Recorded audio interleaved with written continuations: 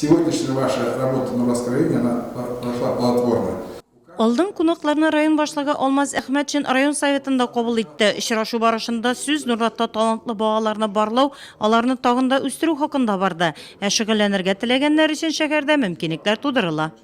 Очень современный такой центр для детей и молодежи, и экстерьер, и интерьер очень современный, очень достойный. Вы посмотрите. И при этом, сейчас это не видите, частично видите, при этом у нас между делом и общественное пространство получилось. Мы сделали и парк еще рядом. И там мы сделали то, что вы говорили, поддержать аспирацию, штаб аспирации. Созвездие Йолдызлык фестивале республикада иҗади яктан сәләтле балаларны барлый, аларга зур сәхнәгә юлны ача. Алдагы елларда Нурлатның яшь талантлары уңышлы чыгыш ясап, район данын яклаганнары булды. Бу юлы жюри алдына хореография һәм вокал соло номинациясе буенча 8 номер тәкъдим ителде. Детский конференц студиясенә йөрүчеләр үз чыгышларына ныклап әзерләнгән. Вот уже 9-й год. Біз быел 9-нчы тапкыр катнашырга ниятлибез. Рус шагыйры Александр Пушкинның тууына 220 ел тулуга багышланган махсус номер әзерләдек.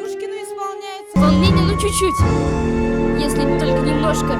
А так нет, волнений нет. Элегантно, не ошибаться, быть красивой. У меня выходы свои, то есть я, импровизатор. Шәһәрнең Юта, Эсперанса, Низабудки бию ансамбльләре чыгышында жюри бик игътибар белән карады. Шунда ук әле генә сәхнәдә ут чыгарып биегән малайлар һәм кызлар балетмейстер Раиля Гариповадан мастер-класс алды. Юта дигән коллективны бүген карадым, беренче тапкыр.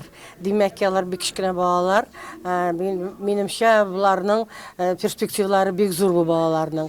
Вокал соло номинациясендә чыгыш ясаучыларга Дмитрий Туманов репертуар сайлауда актерлык осталыгы буенча үз киңәшләрен бирде, тәкъдимнәрен җиткерде.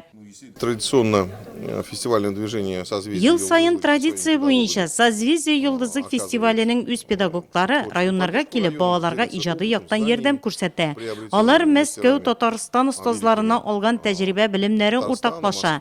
Без планлаштырабыз. ГИТИСны тәмамлаган һәм аның эстрада факультетында белем алучы студентлар һәр яз җәй сайын Нурлатка килеп мастер-класс күрсәтергә дия. Ул Татарстан Республикасы яшьләр һәм спорт министрлыгы белән төзелгән килешүләр нигезендә башкарыла. Нурлатның театр сәнгате һәм вокалчылары белән алар үз белемнәрен уртаклашсыннар. Быел әлеге мәртәбәле фестиваль республикада 19-нчы тапкыр уздырыла. Башкаланың зур сәхнәләрендә Нурлатның нәни йолдызчыклары да балкыр дигән ышаныч бар.